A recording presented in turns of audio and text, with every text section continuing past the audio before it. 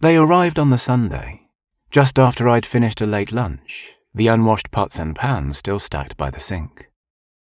When I answered the door, I found a neat person standing on the doorstep, hair parted at the side, clothes ironed, shoes polished. I even noticed their hands, nails clipped and clean. Respectable. The sort of person one could happily share a table with at a restaurant. A person you could safely loan money to. My twin brother, Rory, just went to jail. I suppose it was on the cards, Dad said, wrapping his arm around my daughter, Sinead. She cuddled in and lay her head on his chest. It had been a while since my husband David and I had brought her over to see her grandparents, but nothing could have stopped us all being together in the family home this evening. Like old times. I knew Rory going to jail was bound to happen sooner or later. 40 years ago, I wouldn't have cared. Helmet, check. Shin guards, body armor, check.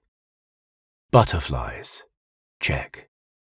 Her kit had been carefully packed the night before, but now Stella stares at the disemboweled bag, contents sprawled across her bedroom. She bites a cuticle, taking final inventory. Bradford wanders over, sits on the uniform she had so meticulously ironed. No! Bad boy! Move! The problem is, you don't want to work, Eddie slurred, zipping up his flies. Here. I'll tell you what, I'll give you this $1. He unrolled one from a gold clip. If you can tell me why you don't have a job, eh? He waved it back and forth slowly in front of the homeless man's eyes. Eddie pulled up the collar on his Burberry cashmere car coat, a barrier against the harsh bite of the driving sleet. I didn't live with my girlfriend, Max. Our relationship was a murky combination of independence and commitment. At her place that night, she made a slab of toffee for the creme brulee. It was burnt, but she served it up anyway. I was going to a queer masked ball later, but Max didn't want to come. While I got dressed at her place, the burnt taste lingered in my mouth.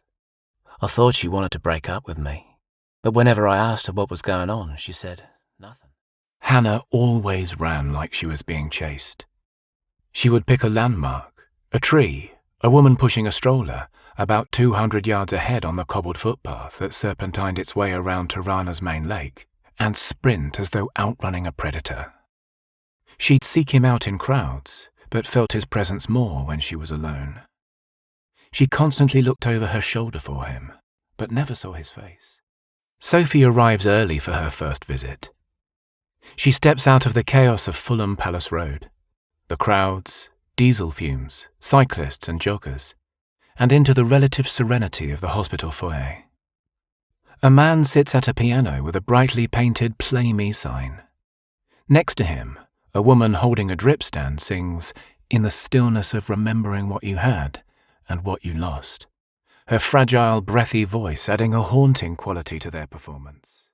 I stand in shattered silence as the groans begin to grow, the aftermath of ball-bearing and bomb bedlam. Shards of skin and lifeless limb lie everywhere around. The screams surround from gaping mouths, but are muted now in my blocked ears. I've been deafened by the blast, but am otherwise unscathed. A miracle, I think. Beside me lie the ripped remains of friends and other travellers.